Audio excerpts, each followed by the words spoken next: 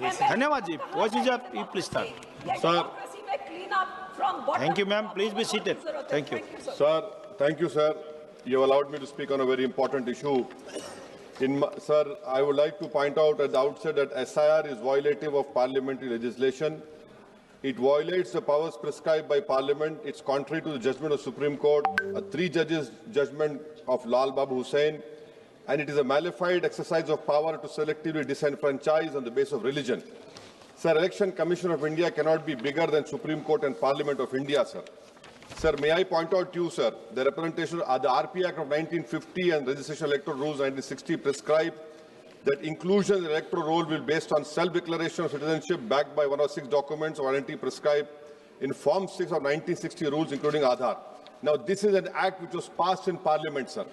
Supreme Court, in its Lal Babu Hussain judgment, held that once an voter has been included in the electoral roll, there is a presumption that they are citizens and they cannot be removed except by an inquiry into the citizenship of the individual voter and giving them an opportunity of hearing after informing the basis on which doubt arose concerning citizenship.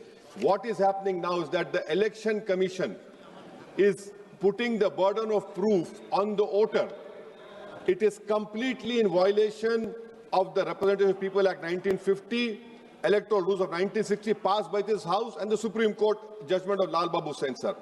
SIR, sir, has turned this head on its head and puts onus on the voters, sir. Sir, voters who were part of the electoral roll in 2025, instead of being given the benefit of presumption, are required to submit documents to prove the citizenship. The 2003 electoral roll is arbitrarily fixed at the baseline for which revision is being conducted. Sir, ECI is not a body empowered to go into question of citizenship. A power lies with Ministry of Home Affairs, Government of India, and Foreigners Tribunal created under the Foreigners Act.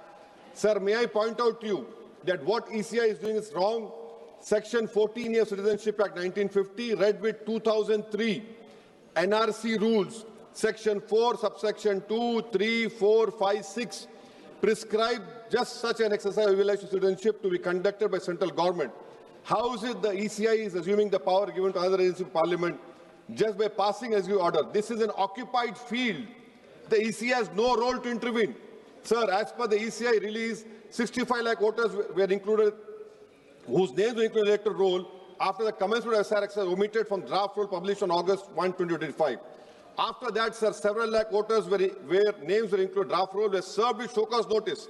I have the copy of show cause notice that doubts had arisen on their right to be included in the electoral roll and they were asked to appear in person with documents to prove that they were entitled to be included in the electoral roll. Sir, on what basis did the ECI issue these notices? How did the doubt arouse? Form 6 rule has been passed by this August House.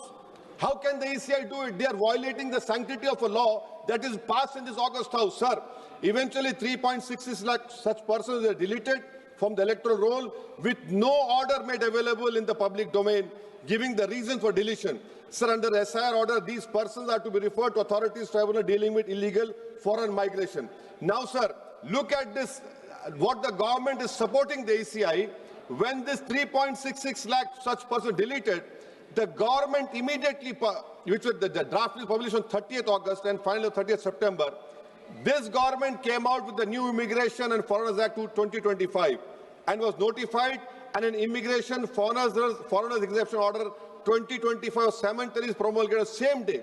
Under this order, sir, no action under Foreigners Act will be taken against illegal entry, presence for citizens of Nepal, Bhutan, Tibet and Sri Lanka, Tamils, in addition to persons other than Muslims belonging to Afghanistan, Pakistan, Bangladesh.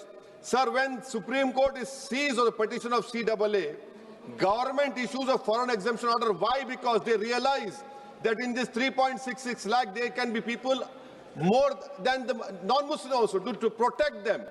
You have done it, and then after 5 years CAA, you will give them citizenship. That is why I say that this whole exercise, sir, I'm concluding, sir. This is why I say this whole exercise is a backdoor NRC.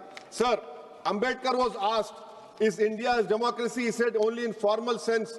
To be democracy in the first substantial sense, political power was held by the most marginalized and the weakest.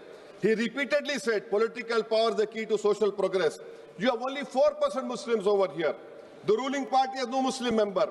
If Lok Sabha increase representation of OBCs and the upper caste is there, now it is at the cost of whom? Muslims are not there.